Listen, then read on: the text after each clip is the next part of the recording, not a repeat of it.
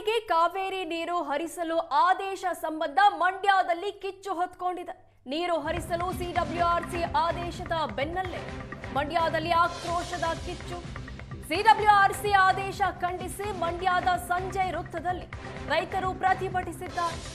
ಹಳೆ ಬೆಂಗಳೂರು ಮೈಸೂರು ಹೆದ್ದಾರಿ ತಡೆದು ರೈತರು ಪ್ರೊಟೆಸ್ಟ್ ಮಾಡಿದ್ದಾರೆ. ನಮಗೆ ಕುಡಿಯಲು ನೀರಿಲ್ಲ, ಬೆಳೆ ಬೆಳೆಯಲು ನೀರು ಬಿಡಬೇಕಾ? ರಾಜ್ಯ ಸರ್ಕಾರ ನಮ್ಮ ಹಿತ ಕಾಯಬೇಕು ಅಂತ ರೈತರು ಆಗ್ರಹಿಸಿದ್ದಾರೆ. ಹಳೆ ಬೆಂಗಳೂರು ಹಾಗೂ ಮೈಸೂರು ಹೆದ್ದಾರಿ ತಡೆದು ರೈತರು ಪ್ರತಿಭಟನೆ ಮಾಡ್ತಾ ಇದ್ದಾರೆ. ಉರುಳು ಸೇವೆಯನ್ನ ಮಾಡ್ತಾ ಇರುವಂತಹ ದೃಶ್ಯಗಳನ್ನ ನೋಡ್ತಾ ಇದ್ದೀರಾ ನೀವು. ಹಳೆ ಬೆಂಗಳೂರು ಹಾಗೂ ಮೈಸೂರು ಹೆದ್ದಾರಿಯಲ್ಲಿ ನಡೀತಾ ಇರುವಂತಹ ಪ್ರೊಟೆಸ್ಟ್ ಇದು. ತಮಿಳುನಾಡಿಗೆ ನೀರನ್ನ ಹರಿಸಬೇಕು ಅಂತ ಇವತ್ತಿನ ಸಭೆಯಿಂದ ಒಂದು ಆದೇಶ ಬಂದಿದೆ. ಈ ಆದೇಶವನ್ನ ವಿರೋಧಿಸಿ ಮಾಡ್ತಾ ಇರುವಂತಹ ಪ್ರೊಟೆಸ್ಟ್ ಇದು. ಉರುಳು ಸೇವೆಯನ್ನ ಮಾಡುವ ಮುಖಾಂತರ ತಮ್ಮ ಆಕ್ರೋಶವನ್ನ ಹೊರಹಾಕ್ತಾ ಇದ್ದಾರೆ.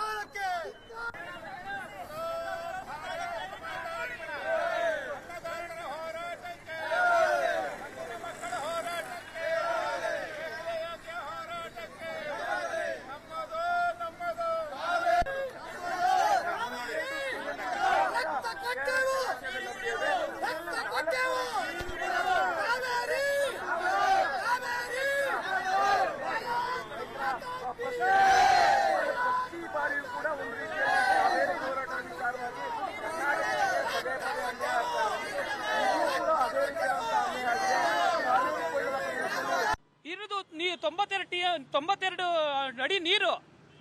ವರುಣನ ಕೃಪೆಗಾಗಿ ಎಲ್ಲ ಕಡೆ ಪೂಜೆ ಮಾಡ್ತಾ ಇದ್ದೀವಿ.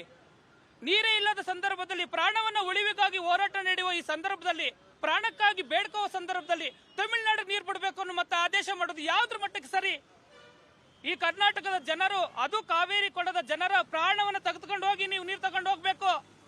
ಯಾವುದೇ ಕಾರಣಕ್ಕೂ ಈ ಆಡಳಿತ, ಕಾವೇರಿ ನಿರ್ವಹಣಾ ಮಂಡಳಿ ಮಾಡಿರುವ ಆದೇಶವನ್ನು ಧಿಕ್ಕರಿಸಿ ಕಾವೇರಿ ನಿರ್ವಹಣಾ ಪ್ರಾಧಿಕಾರಕ್ಕೆ ಅಪೀಲ್ ತರಿಸುವಂತ ಕೆಲಸವನ್ನು ಮುಖ್ಯಮಂತ್ರಿಗಳು ಮಾಡಬೇಕು, ನೀರಾವರಿ ಸಚಿವರು ಮಾಡಬೇಕು ಅನ್ನೋ ಆಗ್ರಹವನ್ನ ಮಾಡ್ತಾ ಇದ್ದೇವೆ. ಯಾವುದೇ ಕಾರಣಕ್ಕೂ ಮಂಡ್ಯ ಜಿಲ್ಲಾ ರೈತರಿಗೆ ಅನ್ಯಾಯ ಮಾಡಿ, ಕಾವೇರಿ ಕೊಡದ ಜನರಿಗೆ ಅನ್ಯಾಯ ಮಾಡಿ ನೀರನ್ನು ಬಿಡಬೇಡಿ ಅನ್ನೋ ಆಗ್ರಹವನ್ನ ಮಾಡ್ತೇವೆ. ಏನು ಈ ಸರ್ಕಾರ ರೈತರಿಗೆ ಮರಣ ಶಾಸನ ಬರೀತಾ ಇದೆ. ಕಾರಣ ಏನು ಅಂದ್ರೆ, ನಮ್ಮನ್ನೆಲ್ಲ ಬಿತ್ತನೆ ಮಾಡಬೇಡಿ, ಮಳೆ ಬರ್ತಾ ಇಲ್ಲ ಅಂತ ಹೇಳಿಕೆ ಕೊಟ್ಟು ಸರ್ಕಾರ ನೀವು ಯಾವುದೇ ಕಾರಣಕ್ಕೂ ಬೆಳೆ ಮಾಡಬೇಡಿ ಅಂತ ಹೇಳ್ಬಿಟ್ಟು ಈಗ ತಮಿಳುನಾಡಿಗೆ 15 ದಿವಸ 3 ಕ್ಯೂಸಸ್ ನೀರನ್ನ ಬಿಡ್ತಾವ್ರೆ. ಅಲ್ಲಿರುವಂತ ನೀರು. ಇನ್ನು ಪ್ರತಿಭಟನೆ ನಡೀತಾ ಇರುವಂತಹ ಸ್ಥಳದಿಂದ ನಮ್ಮ ಪ್ರತಿನಿಧಿ ನಂದನ್ ರೆಡಿ ಇದ್ದಾರೆ. ನಂದನ್, ವಾಸ್ತವ ನೋಡದೆ ಇಂಥದೊಂದು ತೀರ್ಪನ್ನ ಕೊಡಲಾಯ್ತಾ? ನಮಗೆ ನೀರಿಲ್ಲ, ಬರಗಾಲದ ಪರಿಸ್ಥಿತಿ ಇದೆ, ಮಳೆ ಇಲ್ಲ ಅಂತ ರೈತರು ಬಹಳ ದಿನಗಳಿಂದ ತಮ್ಮ ಅಳಲನ್ನ ತೋಡ್ಕೊಳ್ತಾ ಇದ್ದಾರೆ. ಇಂತಹ ಸಂದರ್ಭದಲ್ಲಿ ಇಂಥದೊಂದು ತೀರ್ಪು ಎಷ್ಟು ಸರಿ? ನಮ್ಮ ರಾಜ್ಯದ ಪ್ರತಿನಿಧಿಗಳು ವಾದ ಮಂಡಿಸೋದ್ರಲ್ಲಿ ಫೇಲ್ ಆದ್ರೆ ಸದ್ಯ ಅಲ್ಲಿನ ಪ್ರೊಟೆಸ್ಟಿನ ಪರಿಸ್ಥಿತಿ ಯಾವ ರೀತಿ ಇದೆ?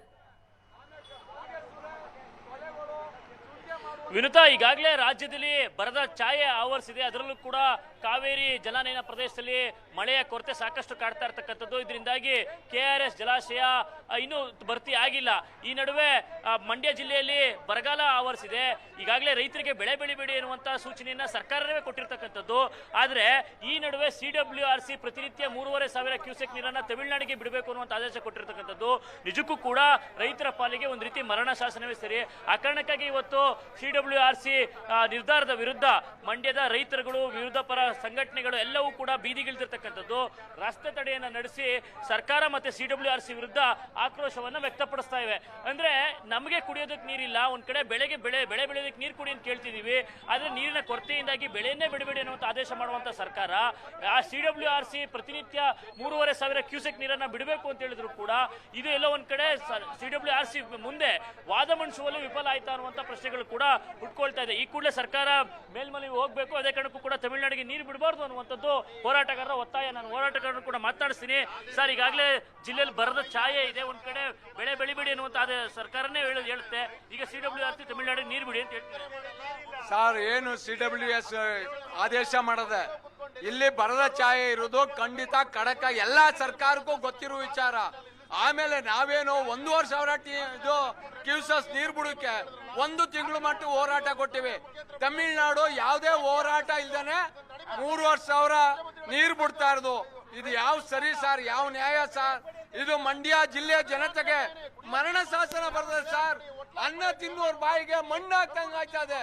ಒಣಗೋಗಿರೋ ಬೆಳೆ ಒಣಗೋಯ್ತು, ಆದ್ರೂ ಆಮೇಲೆ ಬಿಟ್ರು 1,500 1 ತಿಂಗಳು ಹೋರಾಟ ಕೊಟ್ಟದಕ್ಕೆ ಈಗ ಅವ್ರಿಗೆ ಏನಿಲ್ಲ ಎಂತಿಲ್ಲ. 3,500 ನೀರು ಬಿಡ್ತಾವ್ರೆ. 4 TMC ಹೋಯ್ತದೆ.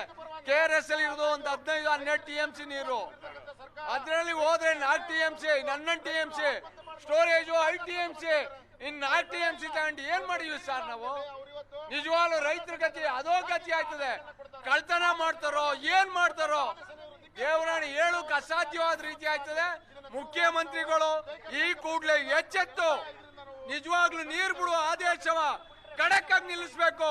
ಬಂಗಾರಪ್ಪನವರು ಈ ರೀತಿ ಮಾಡಿದ್ರು, ಯಾವರೇ ಕಾರಣಕ್ಕೂ ನಾವು ನೀರು ಬಿಡುದಿಲ್ಲ ಅಂತ ಆ ರೀತಿ ಮಾಡಬೇಕು ಅಂತ ಮುಖ್ಯಮಂತ್ರಿಗೆ ಎಚ್ಚರಿಕೆ ಕೊಡ್ತಾವಿ ಸರ್.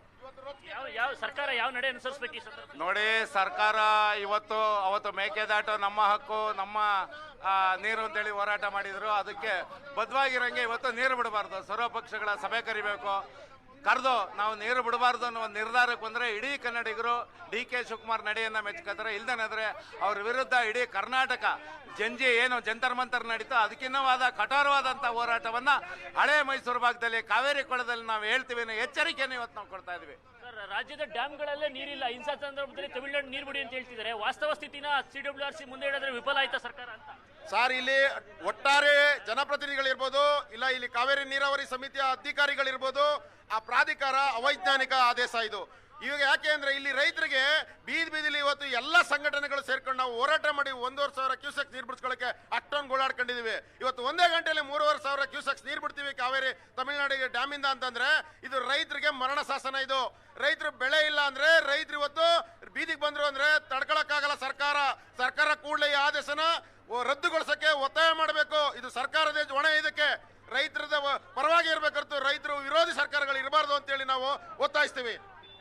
ಇದಿಷ್ಟು ರೈತ ಪರ ಹೋರಾಟಗಾರರ ಮಾತು. CWRC ಆದೇಶವನ್ನು ಯಾವುದೇ ಕಾರಣಕ್ಕೂ ಪಾಲಿಸಬಾರ್ದು. ತಮಿಳುನಾಡಿಗೆ ಯಾವುದೇ ಕಾರಣಕ್ಕೂ ನೀರು ಬಿಡಬಾರ್ದು. ಬಿಟ್ರೆ ಒಂದ್ ವೇಳೆ ಉಗ್ರ ಹೋರಾಟವನ್ನ ಮಾಡ್ತೀವಿ ಎನ್ನುವಂತ ಎಚ್ಚರಿಕೆನ ಕೊಡ್ತಾ ಇದ್ದಾರೆ. ಥ್ಯಾಂಕ್ ಯು ನಂದನ್, ನಿಮ್ಮೆಲ್ಲ ಡೀಟೇಲ್ಸ್ಗೆ.